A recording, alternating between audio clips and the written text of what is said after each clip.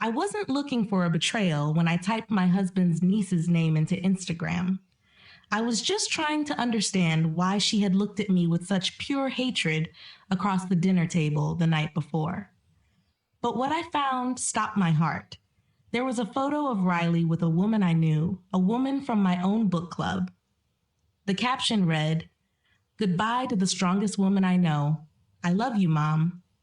My hands shook as I looked up the obituary. It didn't list a husband, it listed her survivors, her daughter Riley, and her devoted partner, Russell. My husband. I stared at the screen, the word partner burning into my retinas. The room tilted sideways. I realized I had spent 30 years on a metaphorical widow's walk, watching the horizon for a husband who was never truly coming home because he had been living a second life just across the river. The floor rushed up and everything went black. I came to, sprawled on the kitchen tile with my cheek pressed against the cold linoleum.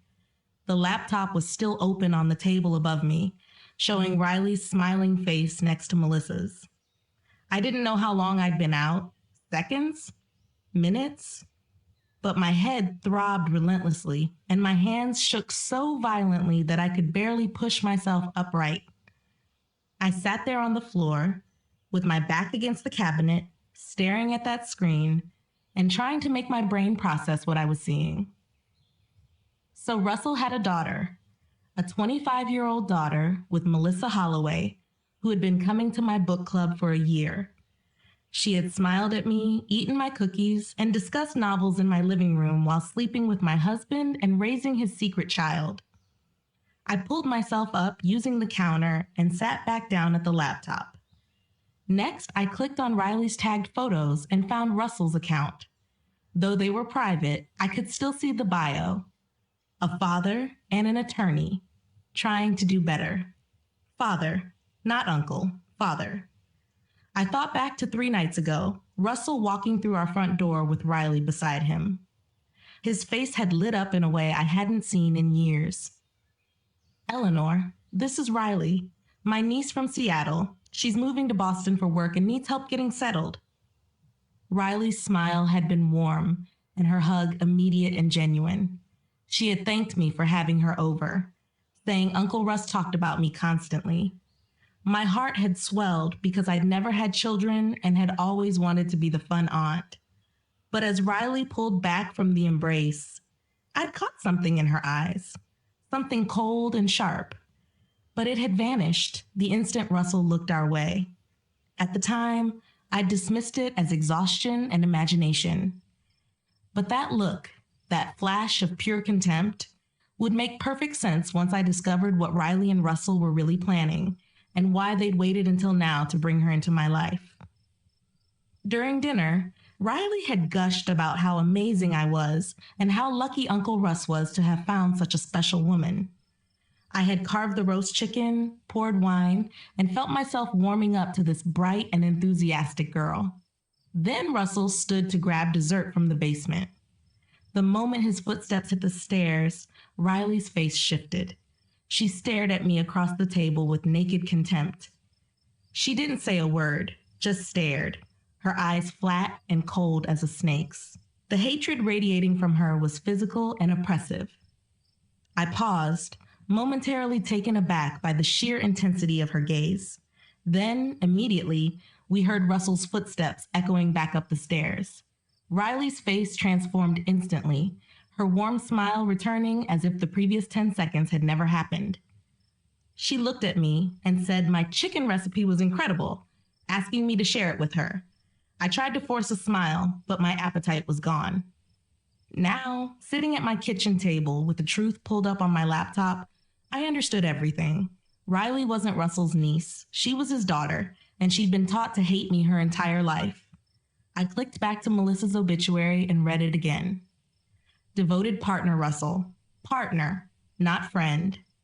Not colleague. Partner. For how long? I did the math in my head. Riley was 25, which meant Russell had gotten Melissa pregnant 26 years ago. We'd been married for at least 4 years at that point. 4 years. And suddenly, horribly, I remembered that year. I'd had my second miscarriage in March, then my third in September. It was the year I'd been so devastated and so broken with grief that I could barely function. And that's the same year that Russell had been, what, comforting another woman? And getting her pregnant while I sobbed in our bed? My phone buzzed. It was a text from Russell. I'll be home by 6. Do you want me to pick up dinner? I stared at the message. This man I'd been married to for 30 years. This man I'd loved, trusted, and built a life with. This man who'd let me grieve 5 dead babies while he had a living daughter he chose to hide. I typed back, sure, whatever you want. Then deleted it.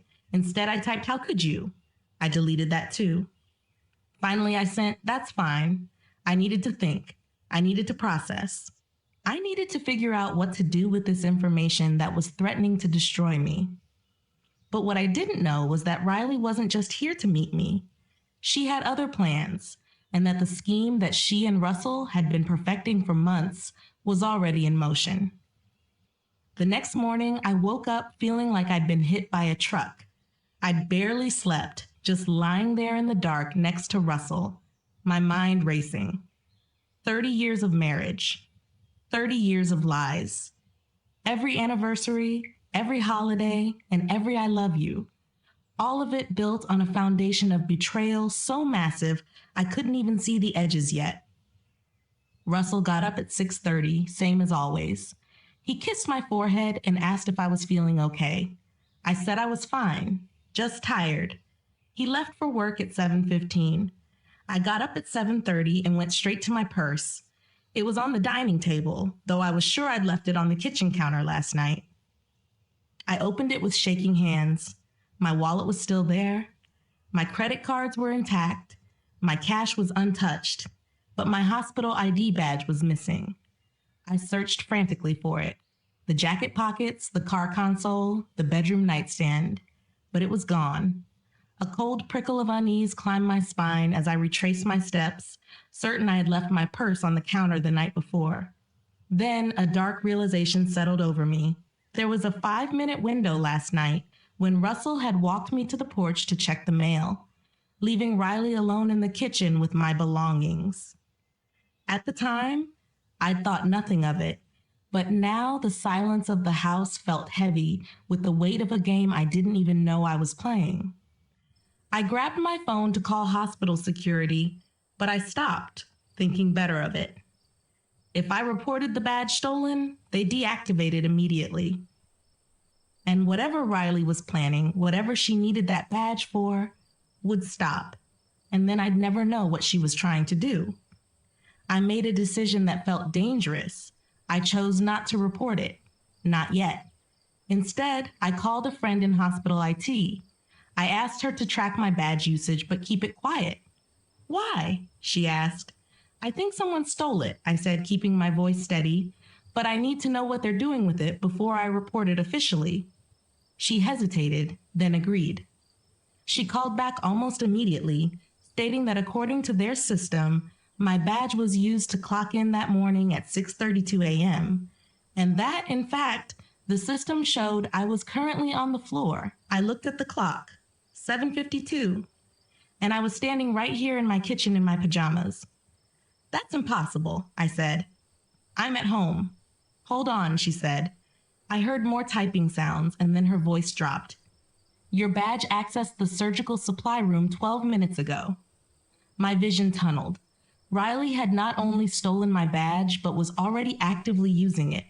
She was at the hospital right now, impersonating me and accessing restricted areas with my credentials. But why? Why would she risk her career and her freedom to impersonate me at my own workplace? What on earth was she up to?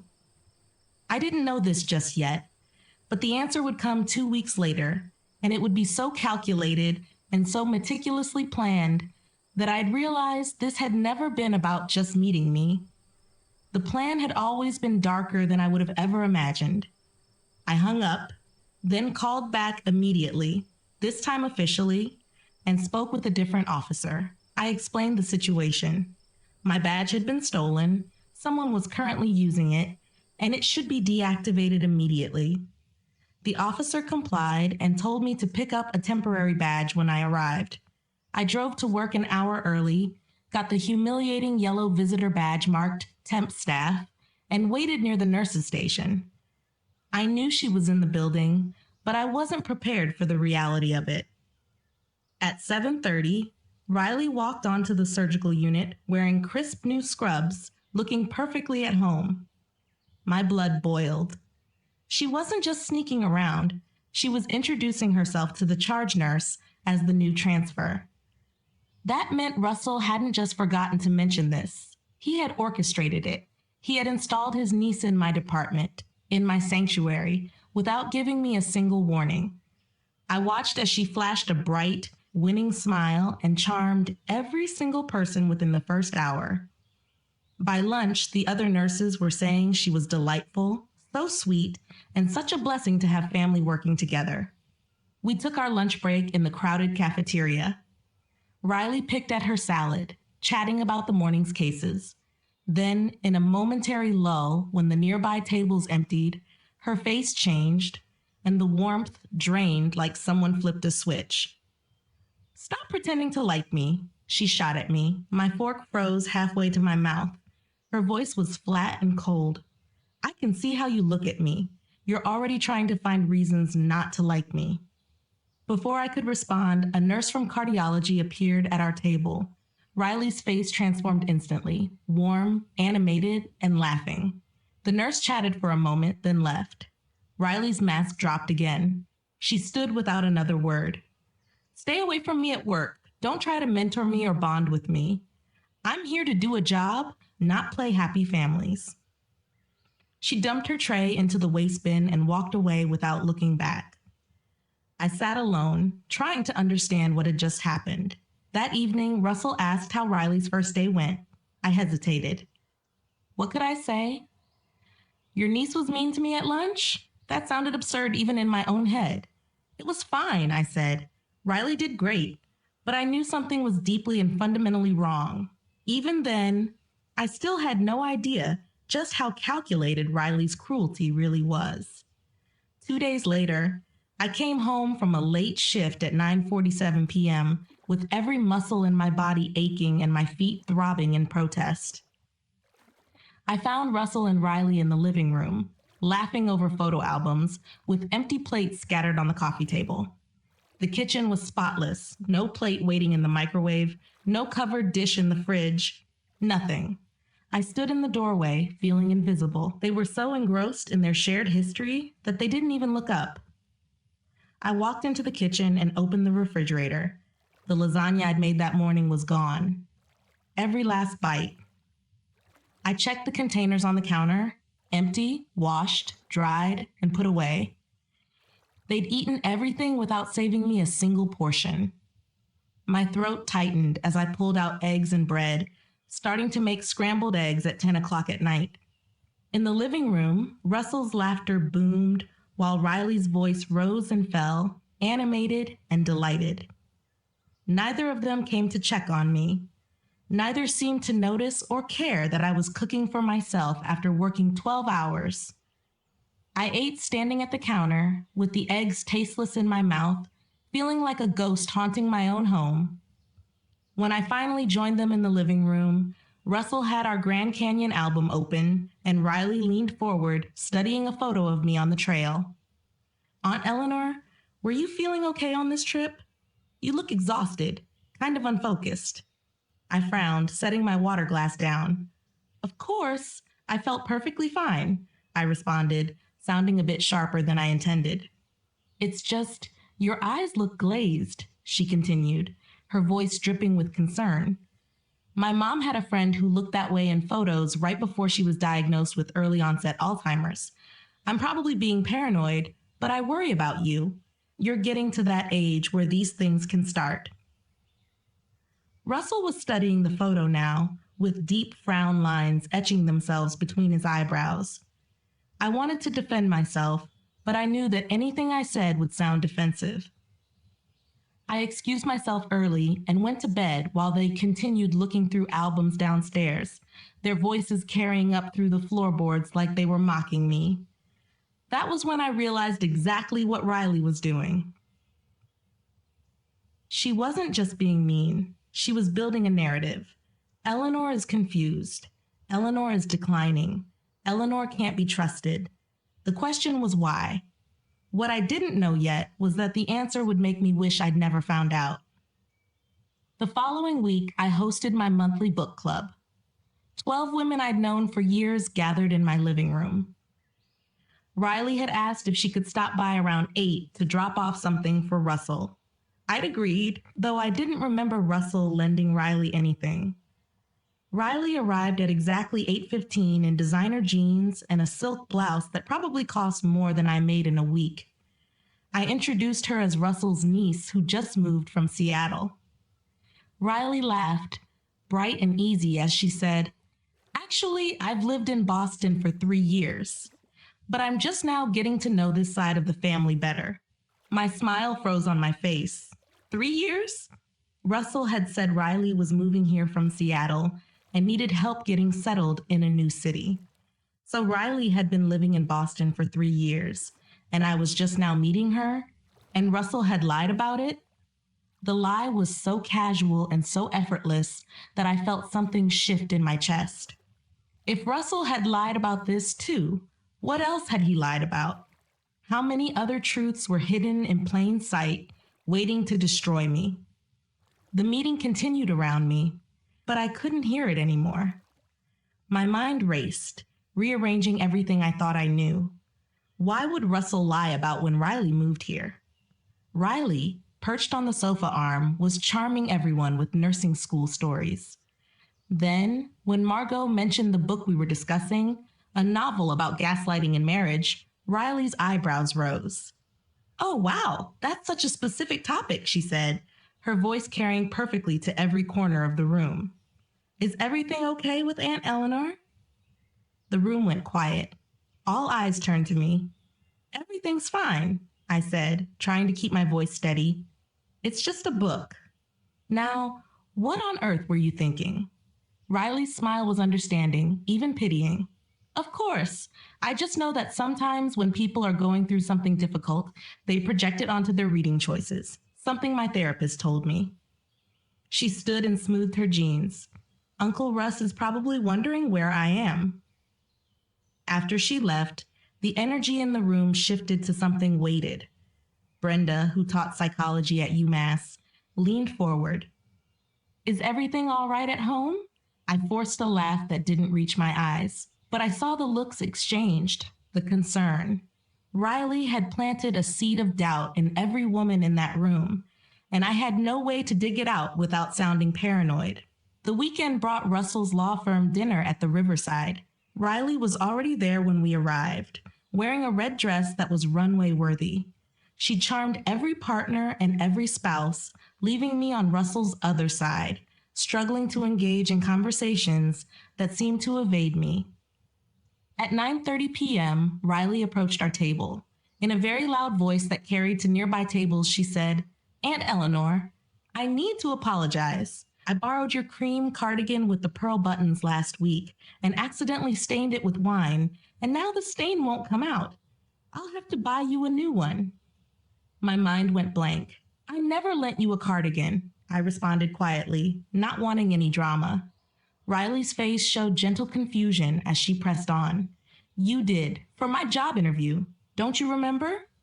Russell was watching. So was Malcolm. And half the people at our table. "I never lent you anything," I insisted. Riley bit her lip and touched my hand gently. "I'm sorry. I must be mixing things up. Don't worry about it." But the damage was done. I saw it in every face. The concern, the pity. Even in the car, Russell's voice had an edge. "Are you feeling okay lately? Riley mentioned you've been forgetting conversations." "I never lent Riley anything," I said. "She's lying." "Why would Riley lie about a sweater? Listen to yourself." "Something's wrong with her," I said. "Maybe you're jealous because she's young and I've been spending time with her." The accusation hit like a slap. When we got home, Russell suggested I talk to someone, Dr. Fisher from the firm's health plan. I ignored him and went straight to my closet. I searched every drawer, but the cream cardigan with pearl buttons was really gone. Riley had taken it and created a public spectacle where I appeared forgetful and unreliable. And I still had no idea what she was up to and why, but I was about to find out the reason, and it would be worse than anything I could have ever imagined. The next morning, my supervisor, Denise, pulled me aside. Her face was tight with forced sympathy. "Eleanor, HR has ordered an immediate suspension pending an investigation. There was a critical safety incident reported this morning." My stomach dropped. "What incident?" Denise sighed, looking at a file on her desk. "We received a report that you logged a dosage of insulin for the patient in 304, but the patient in 306 is the one who received it. A colleague claimed they stepped in just in time to stop the administration, but that when they confronted you, you seemed disoriented, confused about which room you were in." "That's a lie," I argued, my voice rising. "I didn't administer insulin to 306 today. I haven't even been in that room." "The report was filed by Riley," Denise said quietly.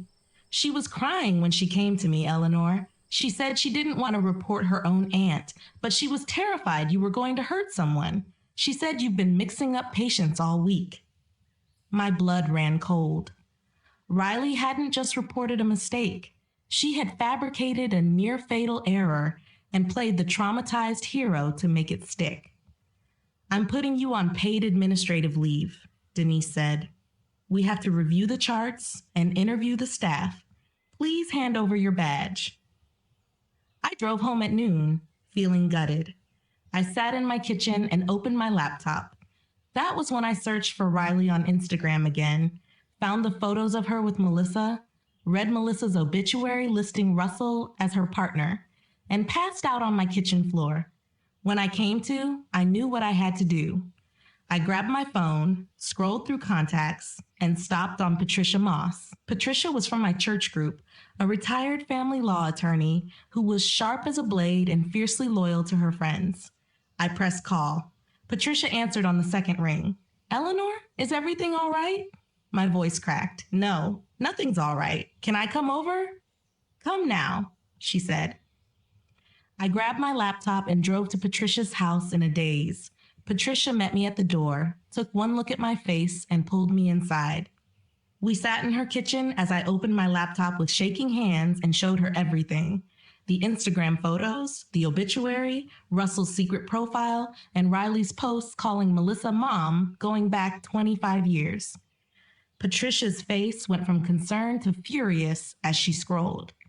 When she finished, she looked at me with eyes hardened by 30 years in family law.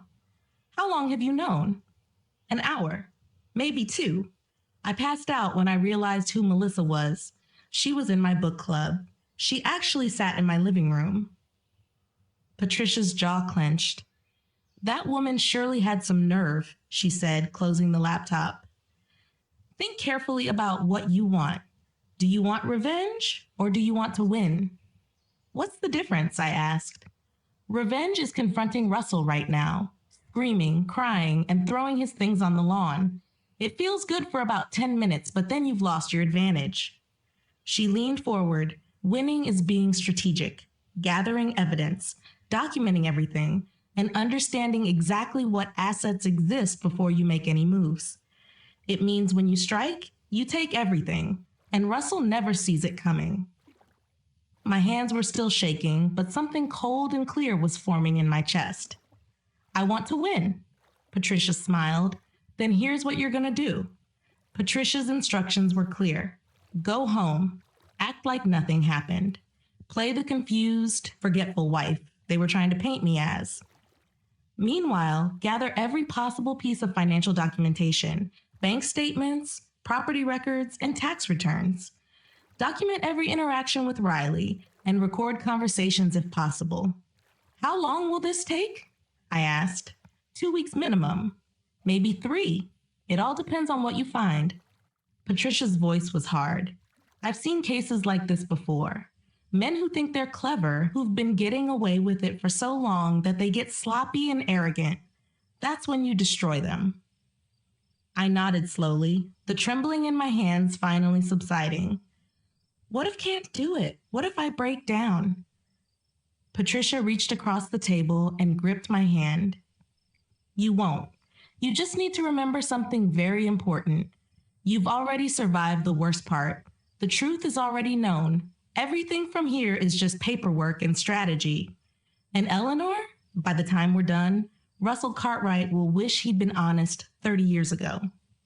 I drove home with Patricia's words echoing in my head. Act like nothing happened. Be the confused wife. Gather evidence. And strike when they least expect it. I could do this. I had to.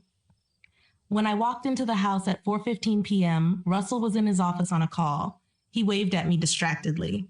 I waved back, went upstairs, and started searching. The war had begun. Russell just didn't know it yet. I spent the next 3 days moving through my house like a ghost, smiling when Russell looked at me and nodding when he spoke, playing the role of the confused and forgetful wife they were building me into. But every moment I was alone. I searched everywhere. Russell's office filing cabinet, the storage boxes in the basement, the desk drawer he thought I never opened. Every document, every bank statement, and every scrap of paper that might reveal the full extent of his betrayal went into a folder I kept hidden in my car trunk. What I found made me physically ill. I found the smoking gun buried in a mislabeled box marked Tax Records 2015, tucked behind old receipts for dry cleaning.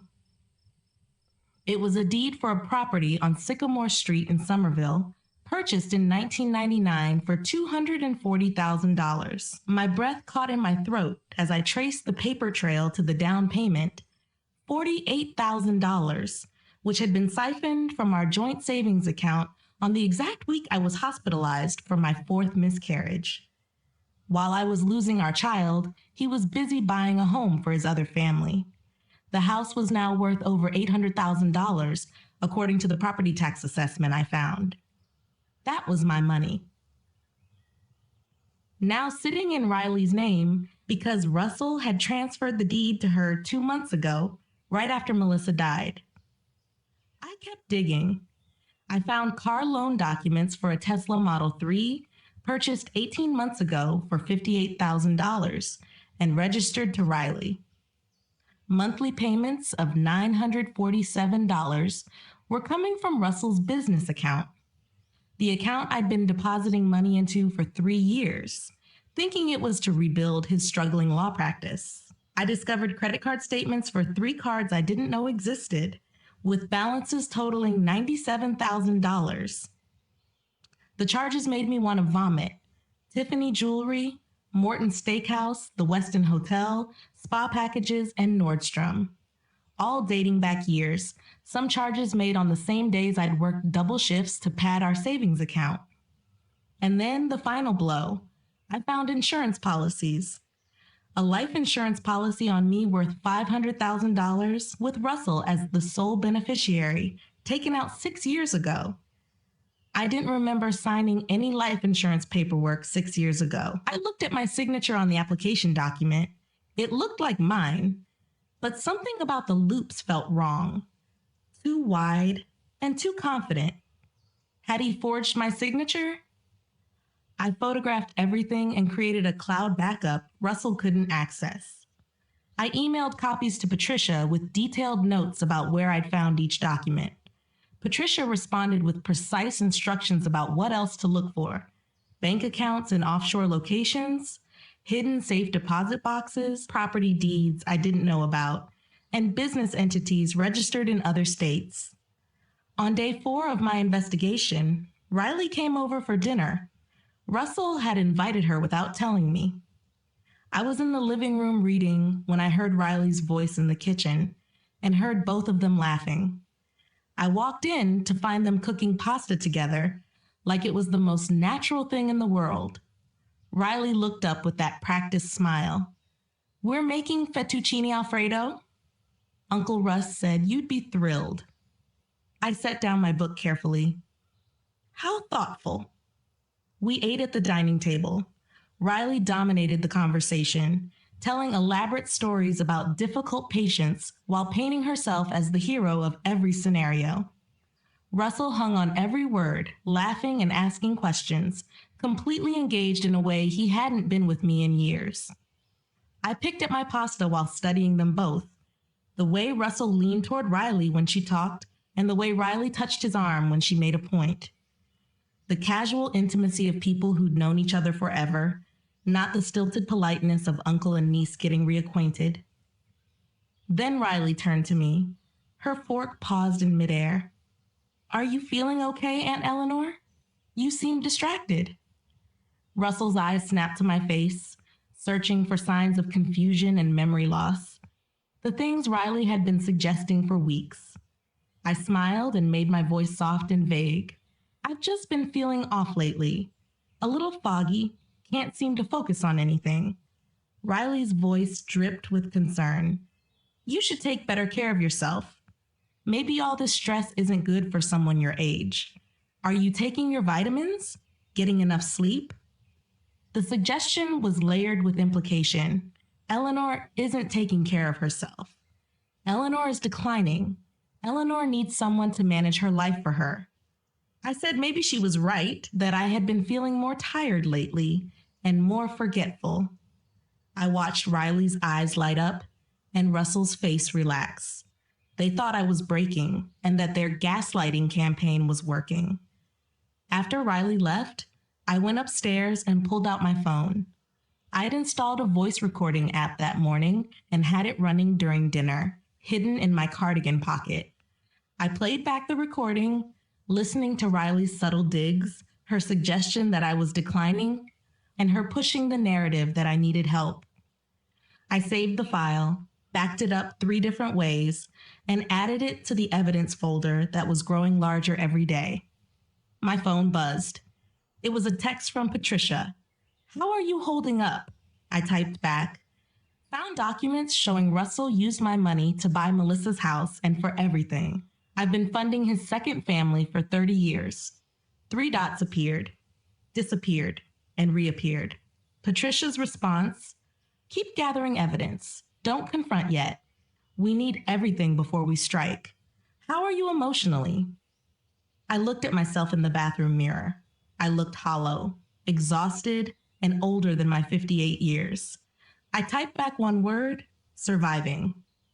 And Patricia responded with, that's all you need to do right now. Survive and document. Justice is coming. But what I didn't know yet was that Russell and Riley weren't just trying to gaslight me. They were planning something far worse. A plot so sinister and so calculated that it would change everything about who I thought I was. I was about to discover exactly what happens when you corner a woman who has nothing left to lose. The next morning, I found something in the guest room closet that sent ice down my spine. I had been looking for extra blankets when I spotted a blue storage box I'd never seen before, pushed all the way to the back behind the winter coats. I grabbed it with hands shaking so badly that I almost dropped the box on my foot. I set it on the floor and sat down next to it, opening the lid with a sense of dread pooling in my stomach. The first thing I saw was my own signature on a document I'd never signed. Written boldly across the top was Psychological Evaluation for Eleanor Cartwright. My vision tunneled and the edges of the page became blurry. I forced myself to keep reading. Patient presents with significant memory deficits and confusion regarding time and place, recommended for supervised care. Every word was a lie, and every diagnosis was fabricated. But it looked official, professional, and terrifyingly convincing. My hands found the next document with the heading Petition for Guardianship, filed by Riley Cole. She'd filed a petition to become my legal guardian for the protection and welfare of Eleanor Cartwright, who is no longer capable of managing her own affairs. And the hearing date was next week. My vision went dark at the edges as the room started to spin. I gripped the edge of the box to keep from falling over. How long had I been living with the truth right in front of me, yet remained too trusting to see it. They weren't just trying to make me look confused. They were planning to have me declared legally incompetent. They intended to take control of my life, my finances, my medical decisions, everything. I photographed every page with shaking hands and texted Patricia. Found fake medical records and a guardianship petition. They're trying to have me declared incompetent. My phone rang immediately. Patricia's voice was urgent, cutting through my panic. Where are you? Home. In the guest room. Put everything back exactly as you found it. Then get out of that house. Come here. Now. But, Eleanor, this changes everything, Patricia interrupted, her voice sharp. If they succeed with that petition, you lose all rights to make decisions about your own life. We need to move faster than I planned. I put the documents back in the box and pushed it onto the shelf exactly where I'd found it. I grabbed my purse, my laptop, and the folder from my car trunk, and I drove to Patricia's house with my heart hammering in my chest like a trapped bird. Patricia met me at the door. We spread everything across her kitchen table. The fake medical records, the guardianship petition, the financial documents, the photos, and the recordings. Patricia reviewed it all with the precision of someone who'd spent 3 decades taking down men like Russell. When she looked up, her eyes were hard. They were going to lock you away in a facility. They were going to take complete control of your assets, and there would have been nothing you could have done about it. My voice came out small. How much time do we have? Based on the hearing date, 5 days, more or less. What do we do now? Patricia's smile was sharp as broken glass. We file first. In the tight-knit, upper-crust circles of Boston's legal community, reputation is currency, and silence is the vault where secrets are kept. Russell banked on the fact that I was a good Massachusetts wife, stoic, private, and terrified of a public scandal. But he forgot that the same Puritan stoicism that kept me quiet for years had also forged a spine of steel that he was about to collide with. Patricia laid out the plan. Tomorrow morning, I would open my own bank account at a different bank and would transfer exactly half of everything in the joint accounts into that new account. Massachusetts laws regarding equitable distribution would eventually settle the rest, but we needed to secure liquidity now. Then, we'd file for divorce and a restraining order based on financial elder abuse, fraud, and attempted false imprisonment. My voice shook. Tomorrow? Yes, tomorrow, she confirmed. Before they can file their guardianship petition. Once you file first, their whole case falls apart. A woman competent enough to file for divorce and document systematic financial abuse isn't incompetent enough to need a guardian. What if Russell fights back? Of course he will, but we'll have filed first, with documented evidence of his 30-year-old fraud. Every text message, every forged signature, and every dollar stolen. The court will see it for what it is, a desperate man trying to silence the wife he's been abusing for decades. Patricia's voice turned to steel. You've spent 2 weeks being smart and strategic. Tomorrow we strike. Tomorrow we burn his entire world down. I stood in Patricia's kitchen under the overhead lights and felt something shift inside me. The fear was still there, but underneath it was something harder, colder, and stronger. Okay, I said. Tomorrow, then. I went back to the house one last time. Russell was already in bed, reading a legal brief. Everything okay? He asked without looking up. Everything's fine. Just needed some air. I climbed into bed beside him for what I knew would be the last time. I didn't sleep.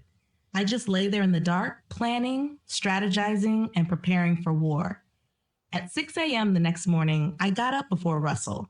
I got dressed and left a note saying I had errands. I drove directly to First Security Bank and opened an account in my name only. Then, I went to my regular bank and requested transfers. Half of the savings and half of the checking. Exactly 50%. Down to the last cent. The teller processed the transfer and I watched the numbers move across the screen. Then her face suddenly changed and her smile faded. Ma'am, there's a flag on this account. My heart stopped. What kind of flag? It says, hold on. She typed something and frowned. This account has a joint holder listed as Russell Cartwright. He's requested notification of any transactions over $5,000. The room tilted. Russell would know. The moment this transfer went through, he'd get an alert. Can you override that? My voice came out strangled. The teller hesitated. Technically, since you're also a joint holder, you have the authority, but he'll still be notified once the transaction completes. I had maybe 30 minutes before Russell's phone lit up with an alert showing I'd transferred half our savings. 30 minutes before he knew that I knew. 30 minutes before whatever plan he and Riley had would accelerate into something I might not survive. Do it, I said. Transfer it now. The teller completed the transaction as I watched the numbers move on the screen. $137,000 transferred from the joint account to my sole account. Money Russell could no longer touch. Money he could no longer steal. Money that was finally and legally protected. I walked out of that bank knowing the clock had just started ticking. And I still had 3 more hours of errands to do before I could get back to Patricia's office to file the paperwork. 3 hours before Russell could find me, try to stop me, or hurt me. I got in my car and drove with hands shaking so badly I could barely hold the steering wheel. Eventually, I made it to Patricia's law office. We spent 3 hours going through every piece of evidence. Patricia drafted the divorce petition with precision that came from 30 years of practice. Irreconcilable differences based on adultery spanning 30 years, financial abuse, fraud, and systematic gaslighting. She included a request for my full share of marital assets plus damages for the money Russell had stolen and spent on his second family. Patricia also drafted a petition for a restraining order, requiring Russell to stay away from me, to cease all financial transactions using joint accounts, and a motion to freeze all of Russell's assets pending the divorce settlement. I signed everything with a steady hand. Patricia looked at me one more time. Are you ready for this? Because the minute these are filed, everything changes. Russell will know that you've been playing him while he thought he was playing you. I met her eyes and said, I'm ready. Patricia filed the documents electronically at 2:36 that afternoon. By law, Russell would be officially served within 24 hours. I drove home with my entire body vibrating with adrenaline. I'd done it. After 2 weeks of pretending to be the confused and declining wife they wanted me to be, I'd struck first, harder, and smarter. When I walked in the door at 4:15, Russell was in his office on a call. He waved at me distractedly, same as always. He still had no idea. No idea I'd emptied half the accounts. No idea I'd filed for divorce. And no idea that his entire world was about to detonate. I went upstairs and started packing. Not everything, just enough for a week. Clothes, toiletries, important documents, and my grandmother's jewelry that Russell didn't know I kept hidden. I loaded everything into my car while he was still on his call. Then I went back inside and waited. Russell emerged from his office at 6. He asked what was for dinner. I said I wasn't hungry, that I was going to turn in early. He looked at me with that false concern. Are you feeling all right? My voice was calm, steady, and completely clear. I'm feeling better than I have in years, actually. Something in my voice made him pause, made him really look at me for the first time in weeks. He said my name like a question. I told him he'd be served with divorce papers tomorrow, and that I'd recommend he get a good attorney, though I doubted he could afford one since I'd transferred half our savings into my own account that morning. The color drained from his face. What?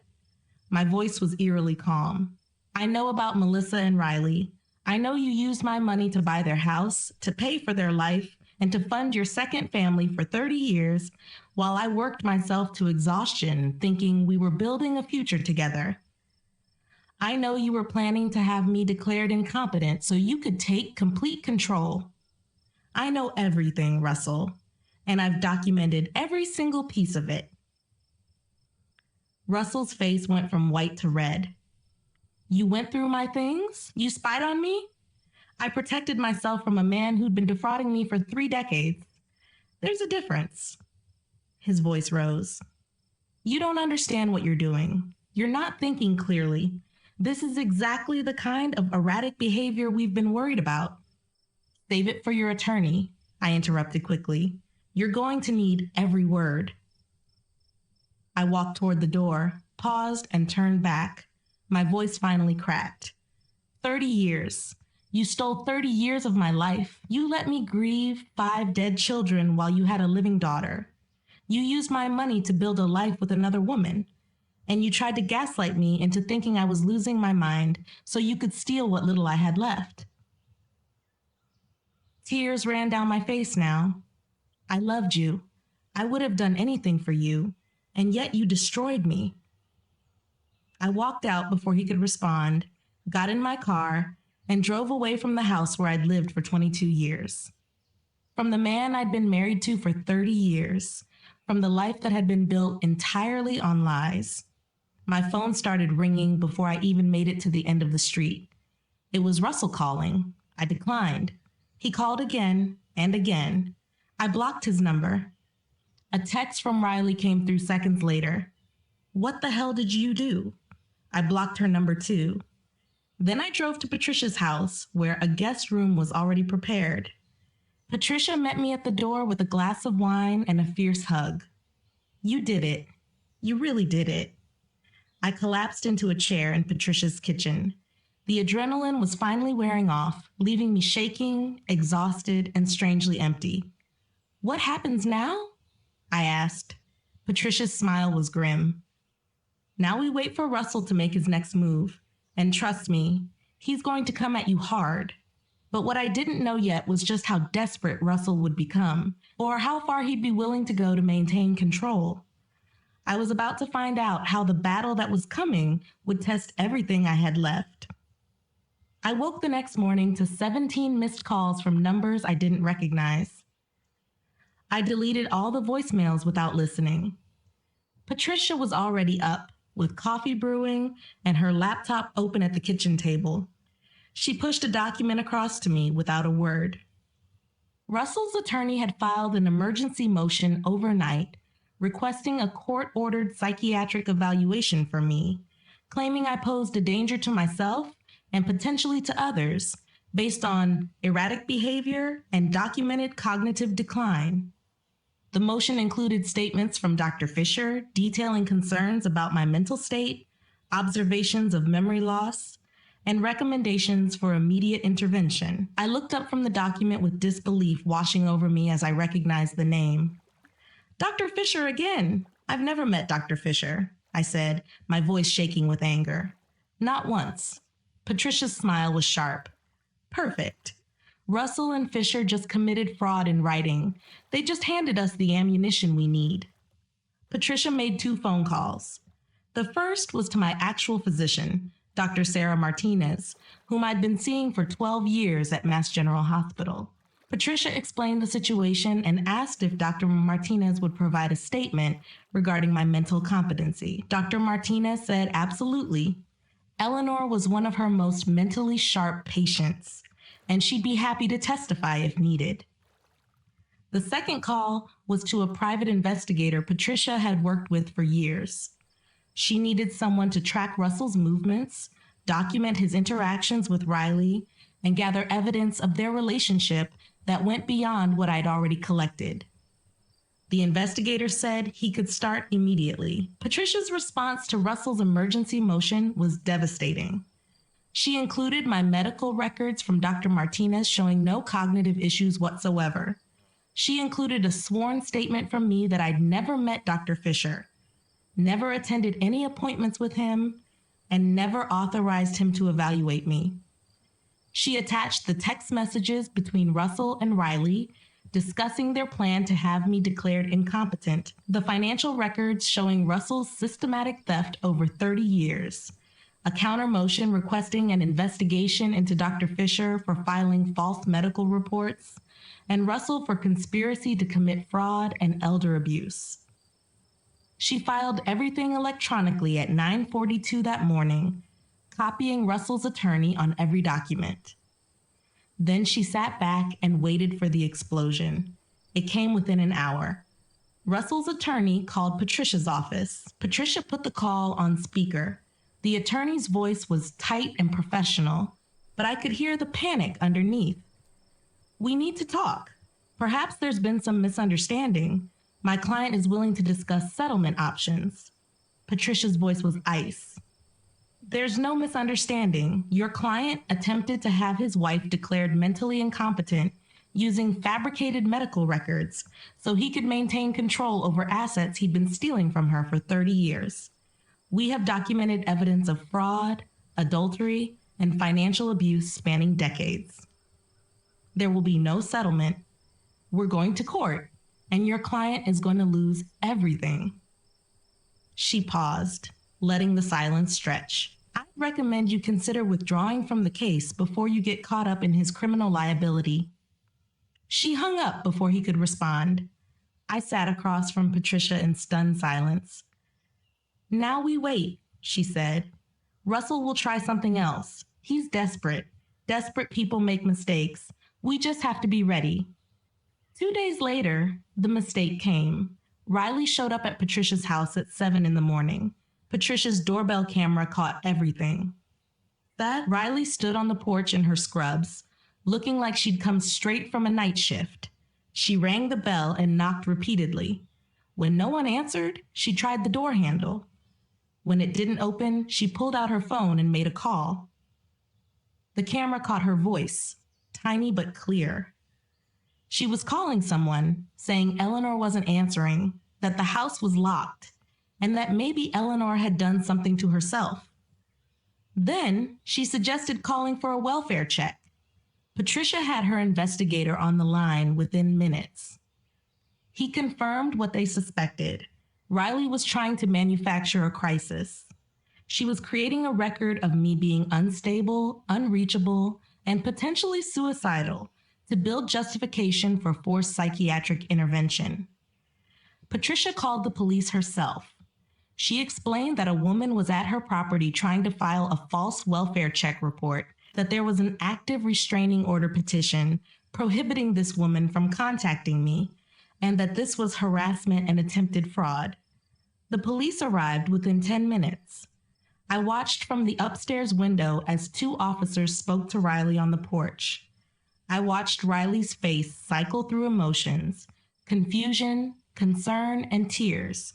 I watched her pull out her phone to show the officers something, likely false texts or emails. But then I watched their body language shift from sympathetic to suspicious.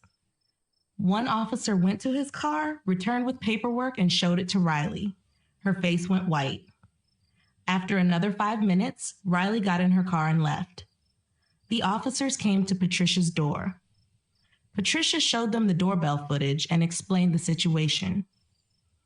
The officers took notes, said they'd file a report documenting the incident, and advised us to call immediately if Riley returned. After they left, Patricia turned to me.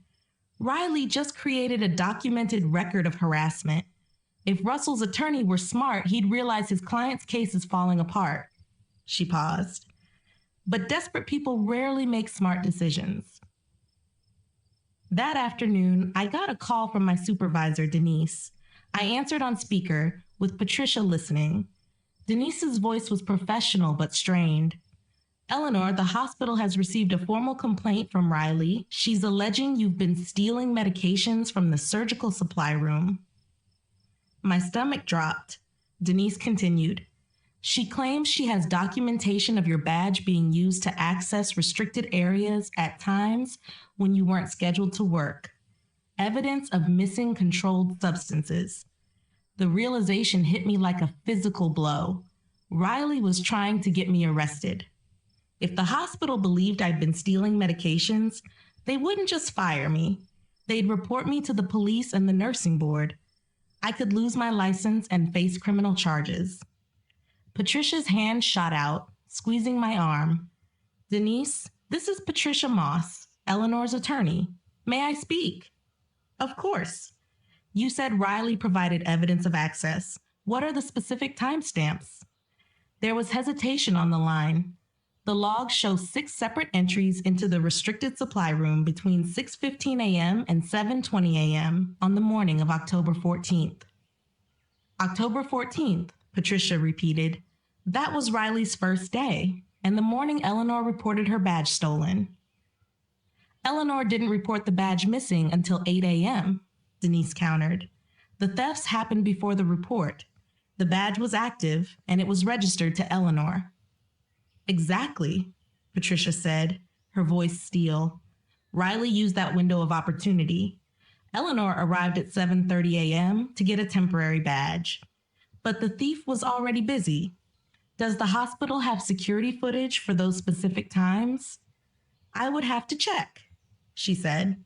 I suggest you do, because while the computer log will say Eleanor, the video footage will show exactly who was holding that badge 45 minutes before Eleanor even entered the building. Denise said she'd review the footage and get back to us. She hung up. My hands were shaking almost uncontrollably. She tried to frame me using the time lag, I whispered. It was a smart play, Patricia admitted, but she forgot about the cameras. 3 hours later, Denise called back. Her voice was different now, cold and professional. The hospital has reviewed the security footage.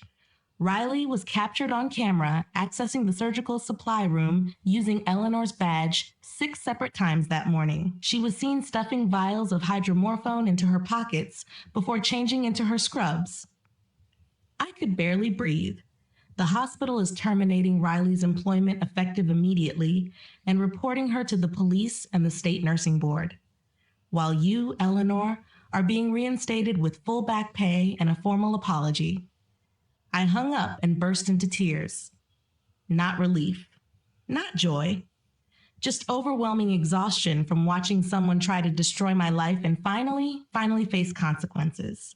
Patricia let me cry for exactly 2 minutes, then handed me a tissue. We need to move. Russell will know by now that Riley got caught. He'll know his entire strategy is collapsing. Cornered animals are the most dangerous.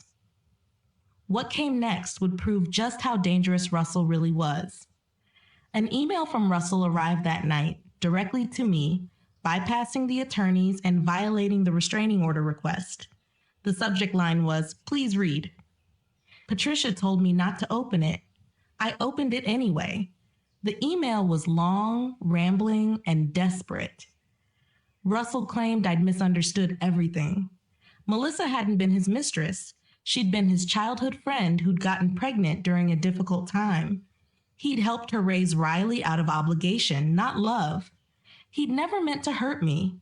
He was just trying to protect me from a complicated situation I wouldn't understand. The money he'd spent on Melissa and Riley was his from his law practice, not mine. Dr. Fisher had been genuinely concerned about my cognitive decline, which I was too proud to acknowledge.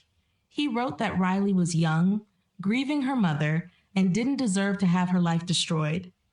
If I would just talk to him, really talk to him, we could work this out and save our marriage. He claimed he still loved me, that he'd always loved me. I read it twice. The lies were smooth, practiced, and carefully crafted to make me doubt everything I knew, to make me feel cruel for holding him accountable, to make me feel guilty for defending myself. I forwarded the email to Patricia without responding. Patricia added it to the evidence file, violation of the restraining order, continued pattern of manipulation and gaslighting, and an attempt to contact the victim directly to pressure her into dropping charges. Patricia filed an additional motion requesting criminal penalties. That night, I couldn't sleep. I lay in Patricia's guest room staring at the ceiling and thinking about 30 wasted years of my life. 30 years of loving a man who'd been using me. 30 years of working myself to exhaustion to build a future that never included me. and 30 years of grieving dead children while he had a living daughter whom he chose to hide. My phone buzzed at exactly 2 a.m. It was a text from a number I didn't recognize. The message was from Melissa's neighbor, an elderly woman named Margaret, whom I had spoken with briefly after Melissa's death. I remembered driving past Melissa's house on Sycamore Street and noticing Margaret watering her garden. We had chatted briefly, and I mentioned that Melissa was a member of my book club. After hearing that, she seemed to relax and talked freely about Melissa, her daughter, and a certain man, whom she thinks is named Russell, who visited quite often. Even then, something about her tone felt off, but I had dismissed it as small-town nosiness. But thinking of it now, she may have known, or not. Before I left, we exchanged phone numbers, and she told me that she would keep in touch and to call her if I ever needed to know more about Melissa. I read the text. She said she had been thinking about our conversation and that there was something she thought I should know. She'd found some letters in her garage, old letters Melissa had asked her to hold on to years ago, but never picked back up. She said if I wanted them, I could stop by anytime. They might have information I could use. I showed the text to Patricia the next morning. Patricia warned that it could be a trap, that Russell might have convinced the neighbor to lure me somewhere. But I didn't think so. Something about the message felt genuine.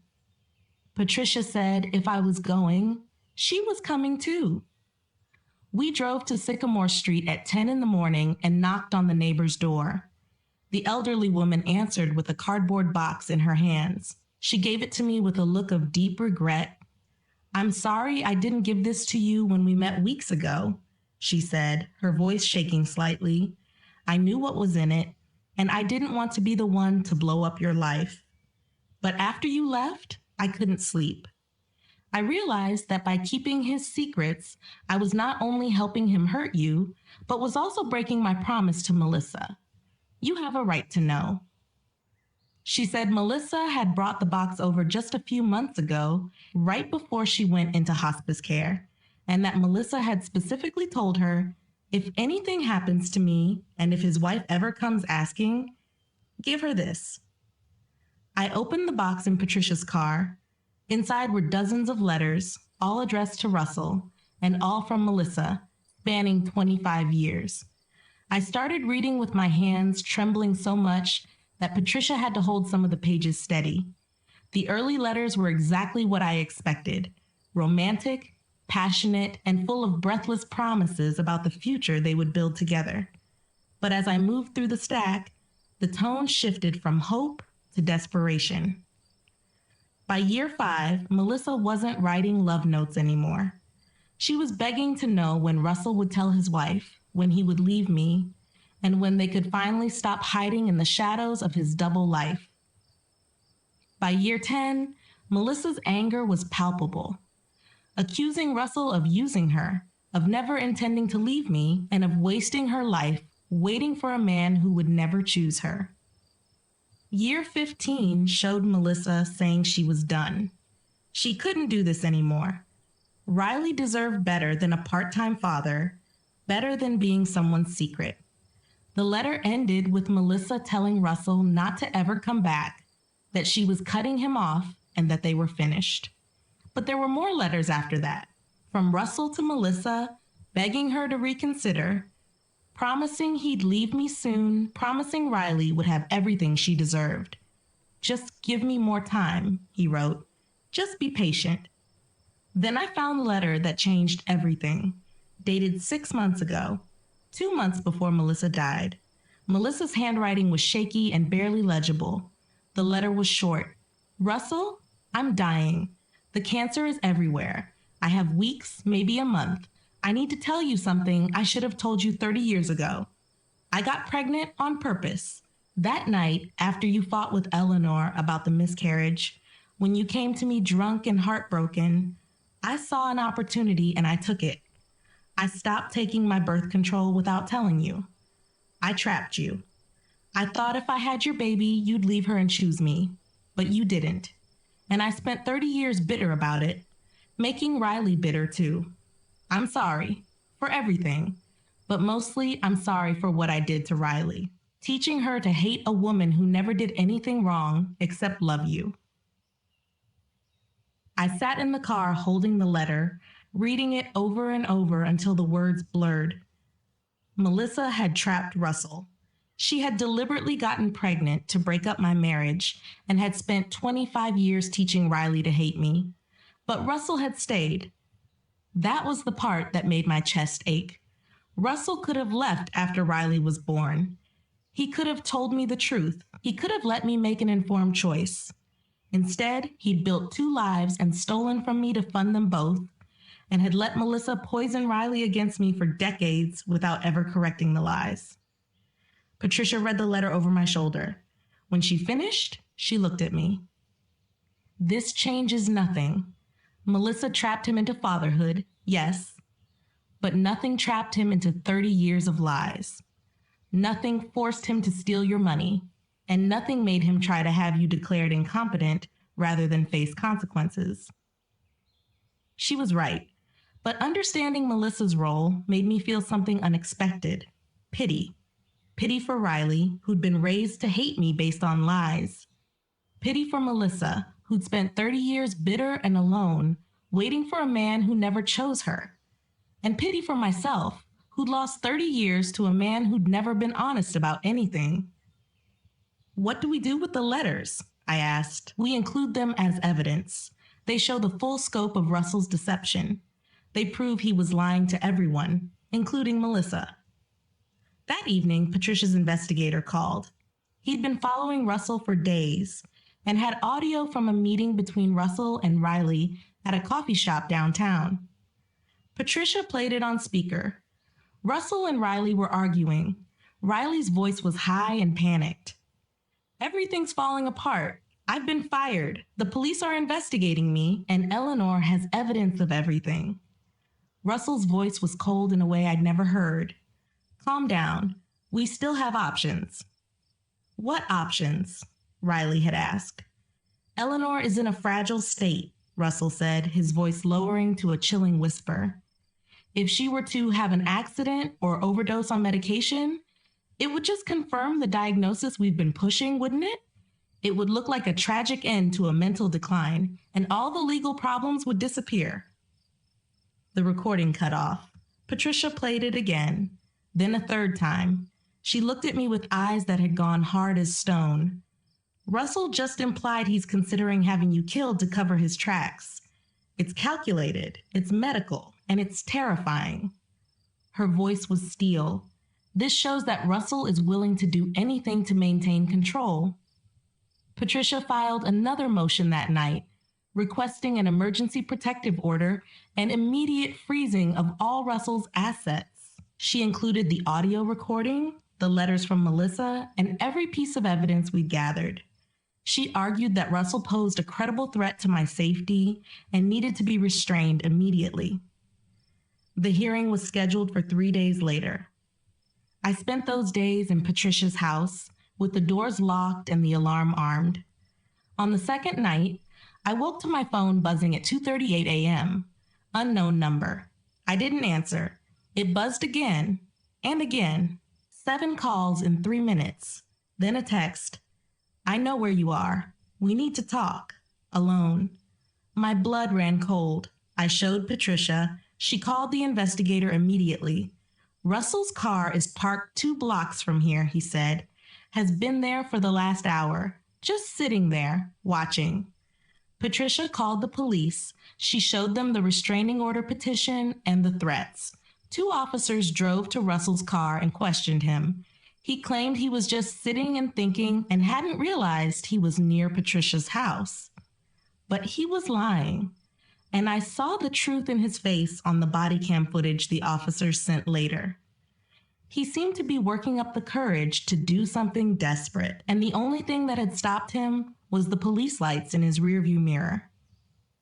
The private investigator, however, continued to monitor him in an unmarked car, making sure Russell didn't try anything desperate again, and preparing for the moment when I would finally face him in court.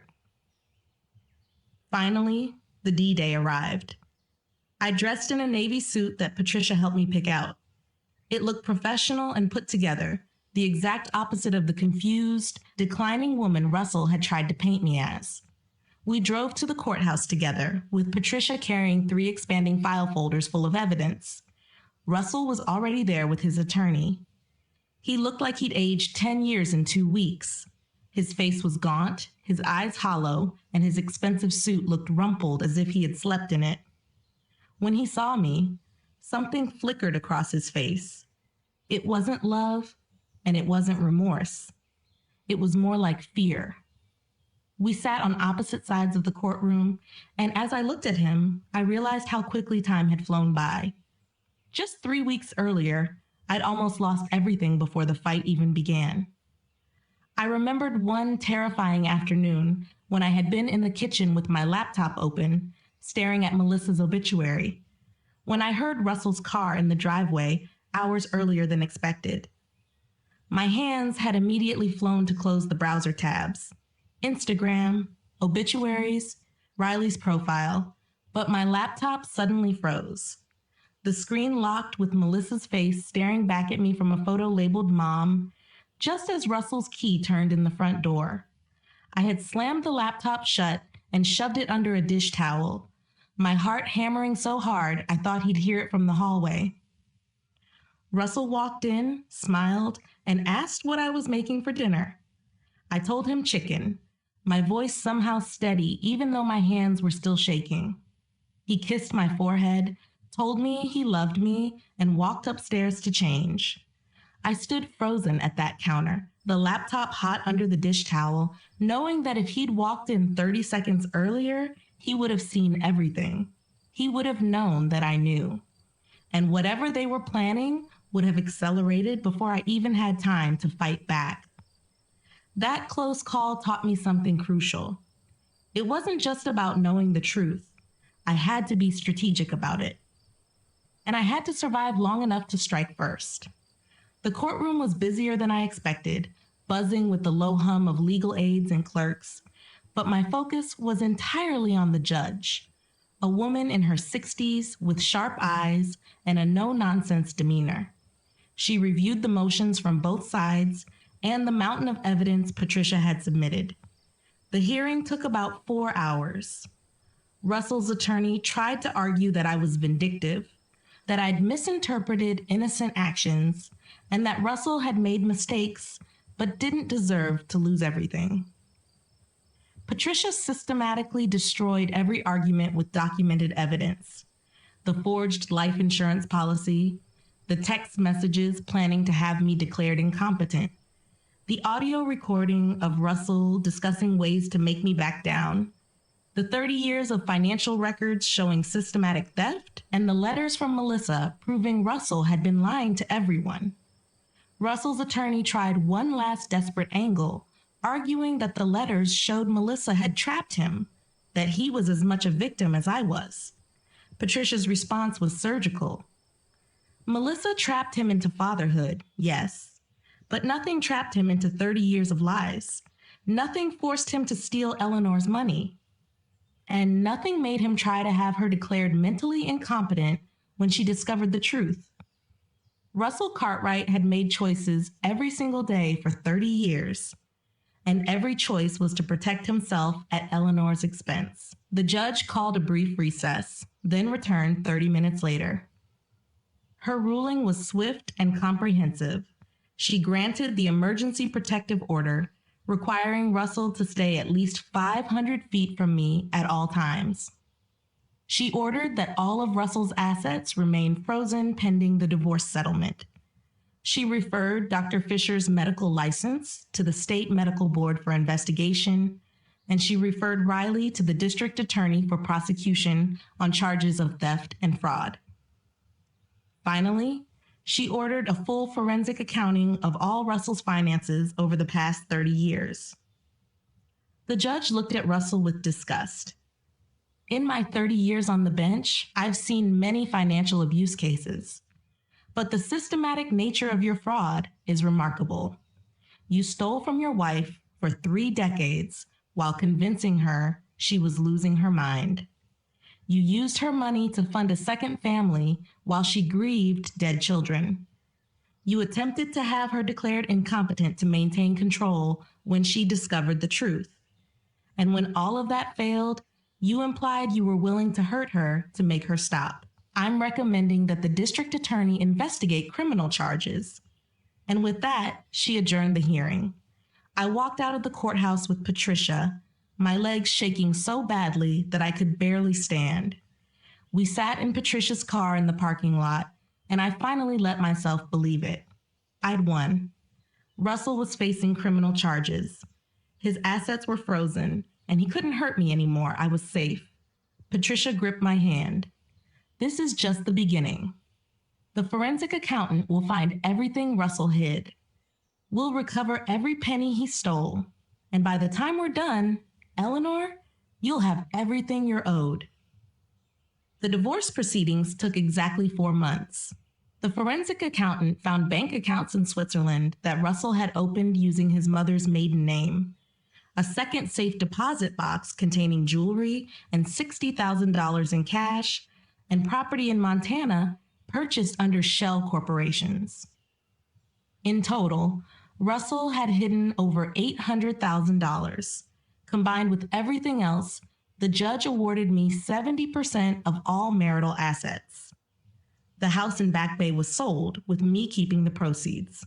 Russell's pension was split heavily in my favor, and I was awarded $300,000 in damages for emotional distress and financial abuse. The accomplices fell one by one. Riley pled guilty to medication theft and identity fraud. She got 2 years probation, and her nursing license was permanently revoked. Dr. Fisher lost his medical license with criminal charges pending. Russell was disbarred. The criminal charges for elder abuse resulted in a plea deal: 5 years probation, full restitution to me, and no jail time if he complied. I didn't really care about prison. I cared that he'd lost everything that mattered to him: his career, his reputation, and his control. But more than that, I realized something standing in that courtroom and watching the judge read the verdict. I didn't need Russell to suffer. I just needed to be free. 6 months after the divorce was finalized, I stood in front of a support group in the basement of a church in Cambridge. 40 women packed into that room, all of them carrying stories like mine. Stories of men who made them doubt reality, who stole while pretending to provide, and who gaslit them into believing they were the problem. I didn't tell them my whole story that night. Instead, I told them this: you think you're crazy. You're not. You're being made to feel crazy. There's a difference. You think you're weak for not seeing it sooner. You're not weak. You're human. You trusted someone you loved. That's not weakness.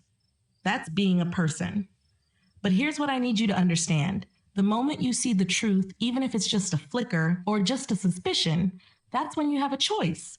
You can ignore it, push it down, and tell yourself you're being paranoid, or you can document, strategize, and prepare. I chose the second path, and it saved my life. Not just legally, not just financially. It saved me from disappearing entirely. I paused and let that sink in. So here's what you do. First, document everything: texts, emails, and financial statements. Record conversations if your state allows it. Build a fortress of proof before you make a single move. Second, tell someone you trust: a friend, a lawyer, or a therapist. Someone who will believe you when you start doubting yourself. Because you will doubt yourself. They've conditioned you to. Third, secure your money. Open a separate account. Move half of everything joint into your name only. Do it quietly and do it quickly. Financial control is the first weapon they use. Take it away before they know you're fighting. Fourth, strike first. File before they can file. Move before they expect it. That element of surprise is your greatest advantage. And finally, remember this: you are not asking permission to protect yourself. You are taking back what was always yours: your life, your money, your sanity, and your future. They will call you crazy. Let them. They will call you vindictive. Let them. What matters is that you survive, that you fight, that you win. A young woman in the back row raised her hand with tears streaming down her face. What if I'm too scared? What if I try and fail? I looked at her and saw myself from a year ago. Then you try again and again until they can't hurt you anymore. Fear is normal. Fear means you understand the stakes, but fear can't be the reason you stay in a situation that's destroying you. I was terrified every single day, but I was more terrified of disappearing than I was of fighting, and that made all the difference. I drove home that evening to my new condo overlooking the Charles River. It was smaller than the brownstone, but it was entirely, completely, and triumphantly mine. I poured a glass of wine, sat on my balcony, watched the sunset over the Boston skyline, and thought about the woman I used to be. The woman who'd believed every lie, who'd made herself small, who thought love meant sacrifice without reciprocation. That woman was gone. In her place stood someone I barely recognized but had grown to respect. Someone who'd been tested by 30 years of betrayal and refused to break. Someone who'd fought back and won, not just in court, but in reclaiming herself.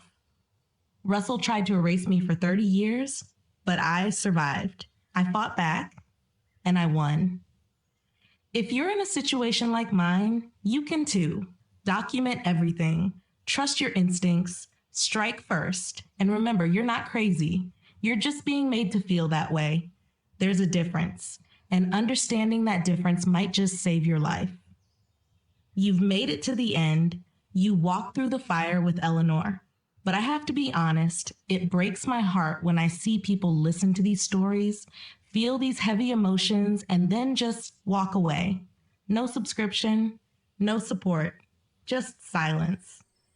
It feels like I'm pouring my soul into a void, working days and nights to bring these voices to life, only to be met with ghost viewers. Please, don't be another ghost. If this story kept you company, don't just take it and leave. You owe it to the story to leave a mark. A subscribe, a super thanks, or even just commenting your city. Tell me where in the world you are listening from. Let me know exactly where my voice is traveling so I know I'm not alone in this. And if you aren't ready to leave yet, don't. There are 2 more real-life journeys right here on your screen. Pick one. Stay with me a little longer. Don't let the silence win. Until next time.